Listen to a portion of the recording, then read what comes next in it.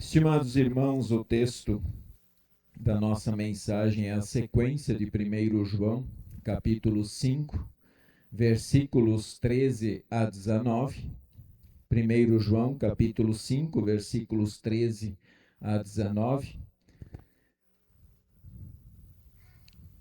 Tá tranquilo o clima aí dentro, né? Tá agradável. Eu tô vendo vocês abanando porque assim, eu tava quase pensando em pedir para a esposa buscar um casaco para mim. Mas é bom, às vezes, em quando a gente reviver isso aqui, né? A gente dá mais importância, às vezes, para aquilo que a gente tem. O texto, então, 1 João 5 diz assim: Estas coisas vos escrevi, a fim de saberdes que tendes a vida eterna, a vós outros que credes em o nome do Filho de Deus. E esta é a confiança que temos para com ele, que se pedirmos alguma coisa segundo a sua vontade, ele nos ouve. E se sabemos que ele nos ouve quanto ao que lhe pedimos, estamos certos de que obtemos os pedidos que lhe temos feito. Se alguém vir a seu irmão cometer pecado não para a morte, pedirá, e Deus lhe dará vida aos que não pecam para a morte. Há pecado para a morte, e por esse não digo que rogue. Toda injustiça é pecado, e há pecado não para a morte. Sabemos que todo aquele que é nascido de Deus não vive em pecado. Antes, aquele que nasceu de Deus o guarda, e o maligno não lhe toca.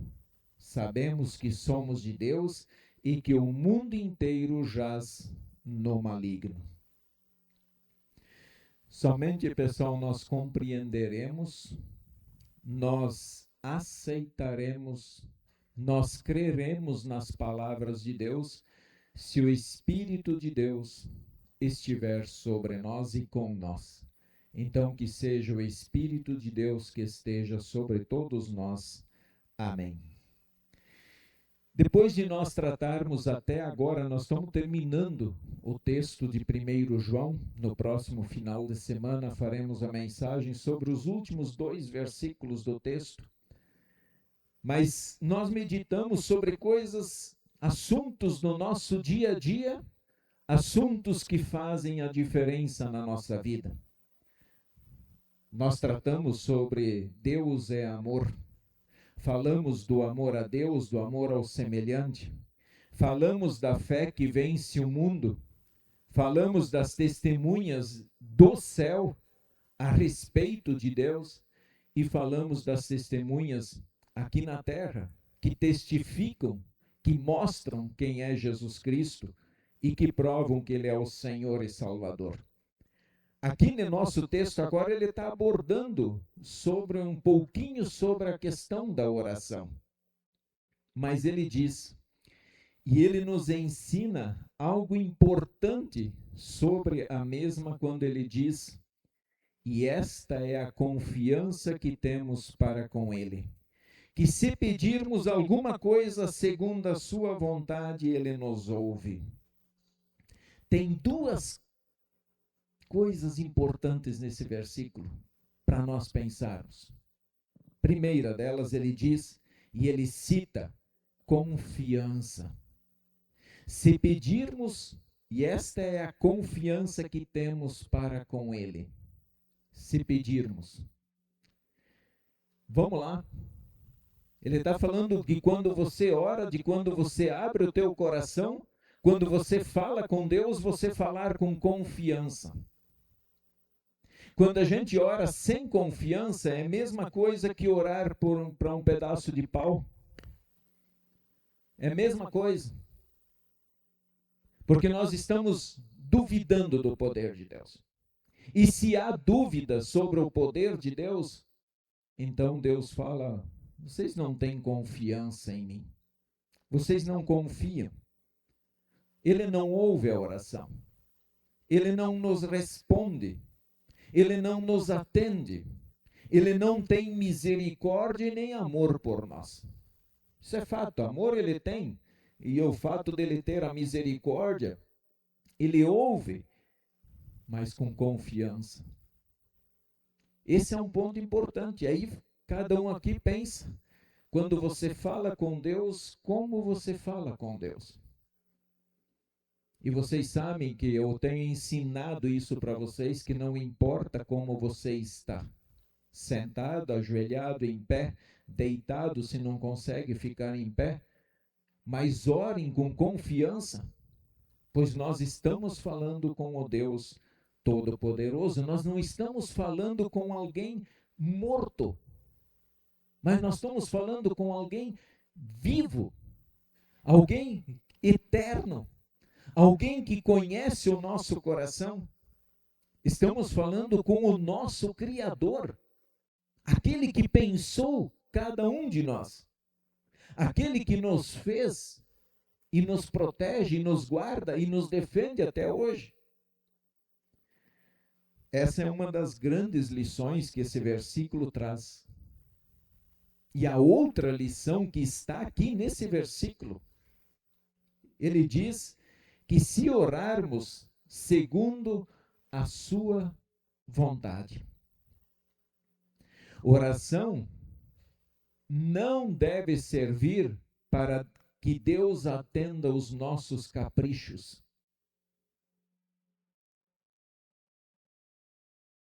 Oração não é para impor a Deus a minha vontade. E nem para que Ele seja o meu capacho. Onde eu digo, Deus, agora o Senhor faz assim.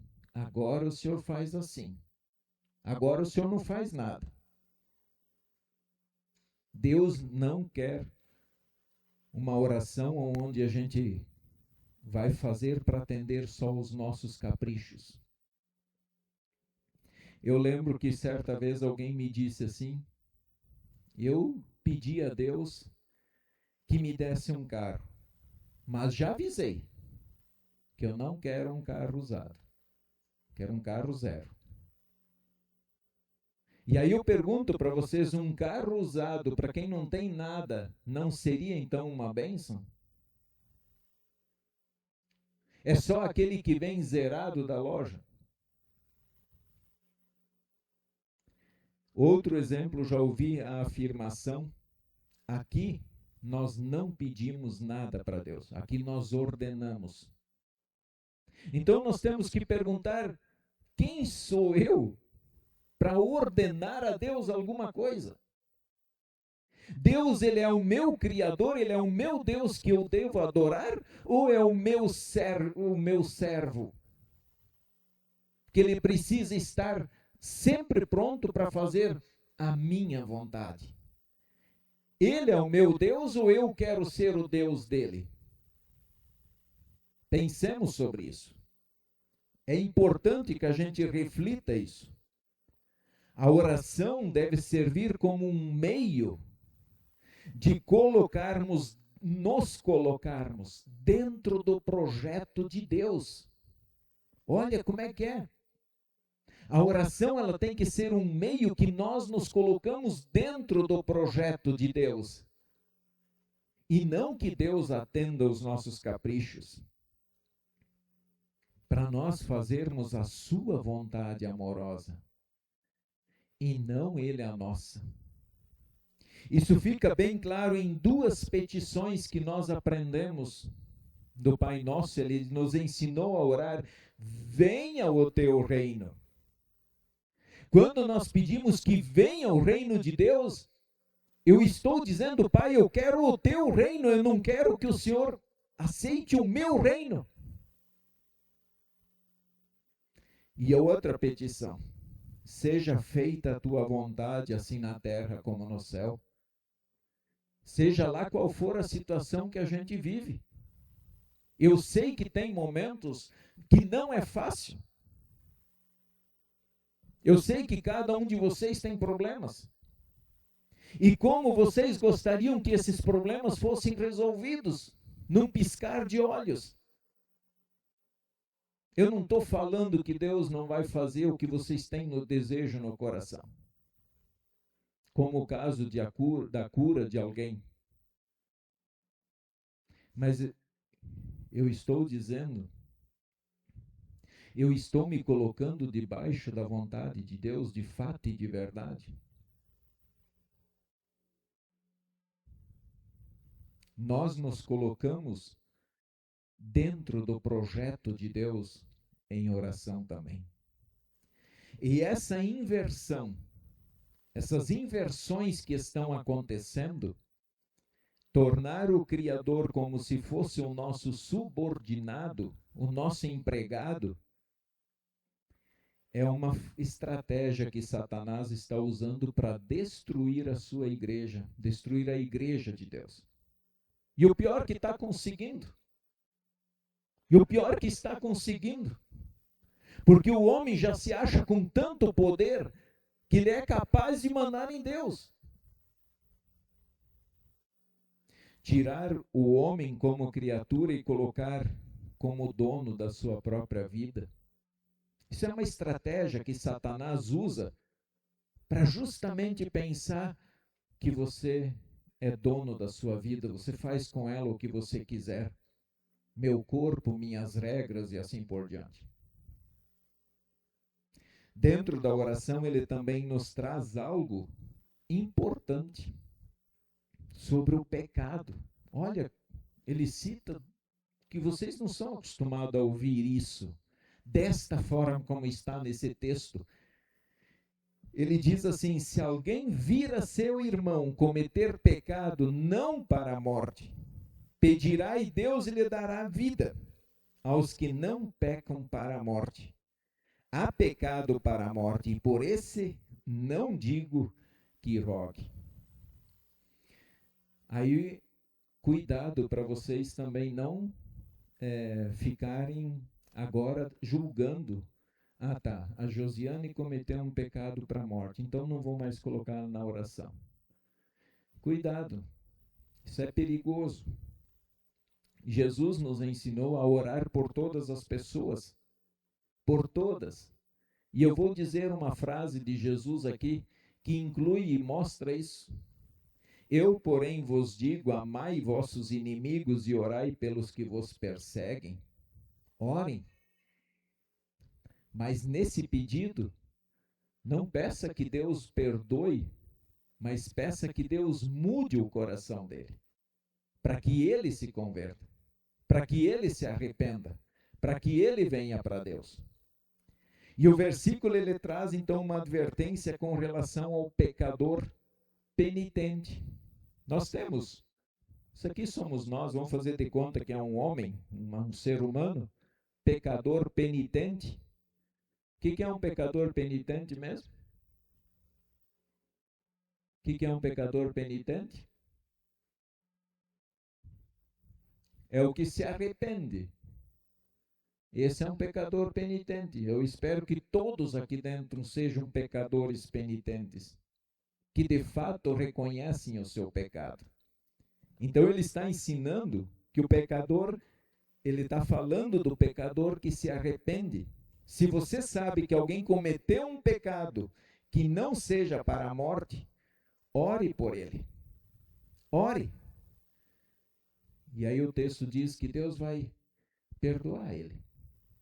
Deus vai conduzir para que ele se arrependa, para que ele não saia da vida que ele já tem em Cristo Jesus. Então isso é fato. Porém, ele fala algo importante sobre o pecado. Há pecado para a morte. Que pecado para a morte é esse? Esse eu quero que a gente pense um pouquinho. Ele diz, então nós temos um pecado, um pecador impenitente. Se nós temos um pecador penitente, que se arrepende, nós temos um pecador impenitente, que não se arrepende.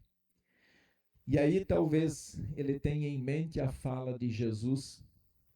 Jesus disse assim: por isso vos declaro, todo pecado e blasfêmia serão perdoados aos homens. mas a blasfêmia contra o Espírito não será perdoada. Se alguém proferir alguma palavra contra o Filho do Homem, ser-lhe-á perdoado. Ser-lhe-á isso perdoado. Mas se alguém falar contra o Espírito Santo, não lhe será isso perdoado, nem neste mundo, nem no porvir. Outro texto, mas aquele que blasfemar contra o Espírito Santo não tem perdão para sempre, visto que é réu de pecado eterno. Vamos lá.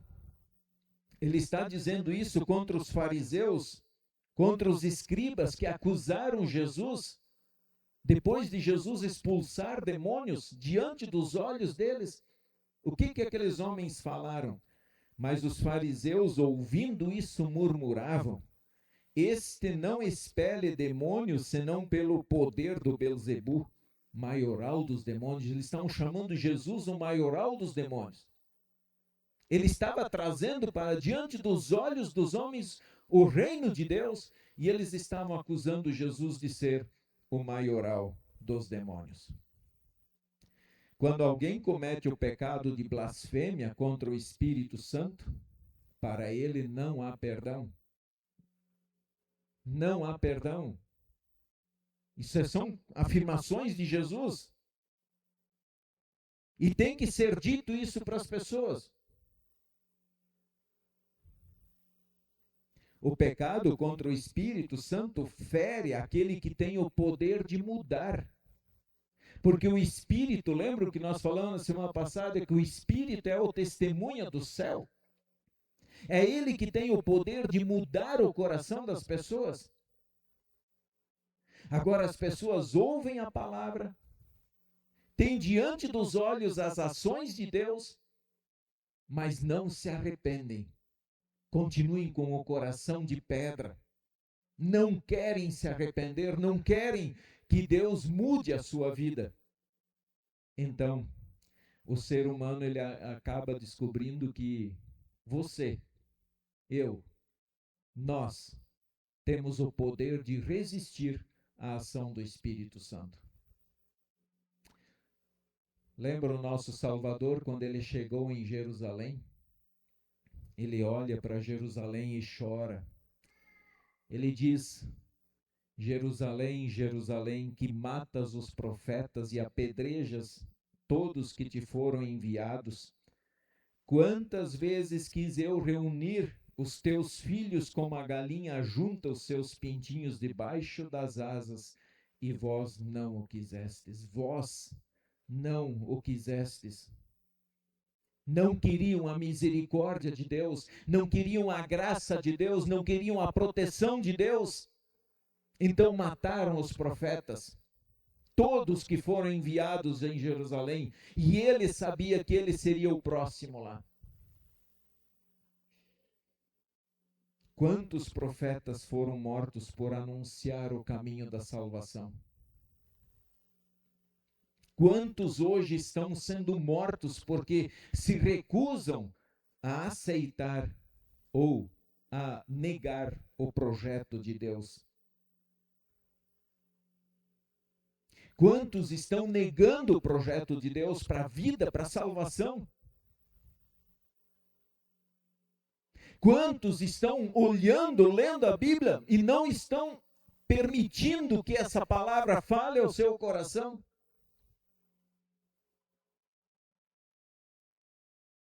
Fazer de conta que está no projeto de Deus, isso não traz salvação.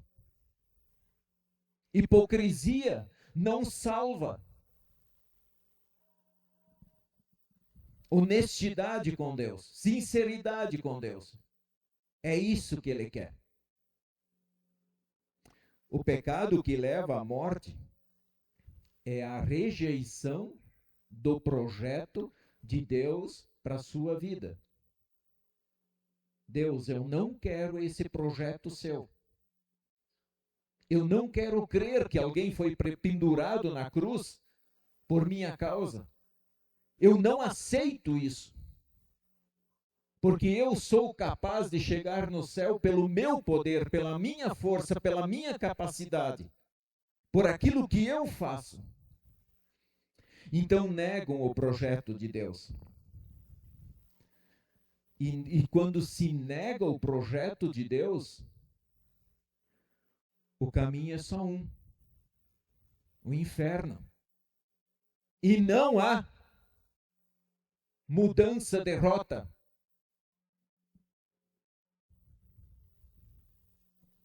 E esse projeto mostra claramente que a salvação chega a todo ser humano. Deus estende ela a todos, graciosamente. A descrença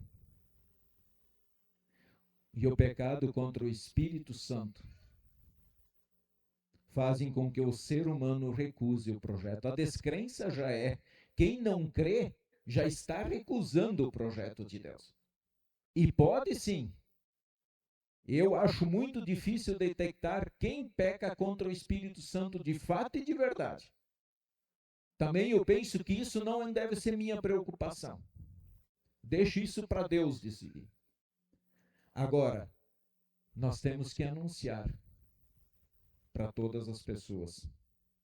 Recusar esse projeto de Deus significa, então, que um pecador que nega o projeto de Deus, o caminho dele é a morte. E não está falando dessa morte que você vai lá no túmulo, não. Está falando do inferno. Está falando da morte eterna. Quando alguém é condenado por Deus, é um caminho sem volta. Quem morreu nesta morte, não há como voltar. E eu digo isso com toda a confiança no meu coração e com toda a certeza, porque Deus está dizendo isso. Um comentarista escreve o seguinte: se alguém se recusa a arrepender-se e confessar Jesus como o Cristo e Filho de Deus, não há nenhuma razão para pedir a Deus que perdoe essa pessoa, que está condenada por sua própria teimosa incredulidade e sua recusa diante do amor de Deus. E ele cita João 3, que diz: quem nele crer não é julgado. O que não crê já está julgado, porquanto não crê no nome do unigênito Filho de Deus. Por isso, quem crê no Filho tem a vida eterna, o que todavia se mantém rebelde contra o Filho não verá a vida, mas sobre ele permanece a ira de Deus. E isso vai muito ao encontro do que Jesus disse para os discípulos. Soprou sobre eles e disse: recebei o Espírito Santo. Se de alguns perdoardes os pecados, são-lhes perdoados. Se lhos retiverdes, são retidos. Jesus já nos ensinou isso. Então, irmãos, o grande consolo que nós encontramos está nas palavras do versículo 19, que diz assim: sabemos que somos de Deus e que o mundo inteiro jaz no maligno. O que estamos vendo acontecer ao nosso redor, em nosso país e no mundo, a grande luta das trevas, com tudo que se refere a Deus, mostra que o texto está certo. O mundo jaz no maligno. Por isso que cristão não se pode adaptar ao mundo e nem fazer amizade com o mundo, porque ele jaz no maligno. A luta contra a família nós estamos vendo.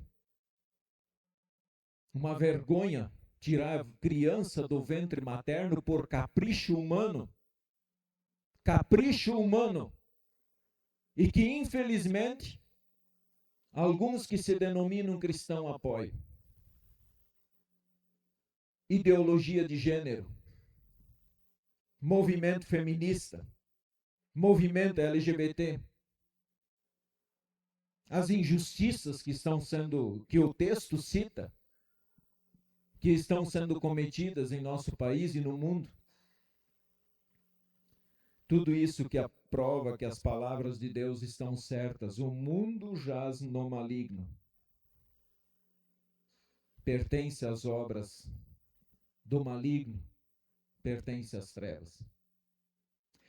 No entanto, nós somos do Senhor. Por isso, quando coloquei o hino Sede Luz do Mundo, porque nós somos do Senhor.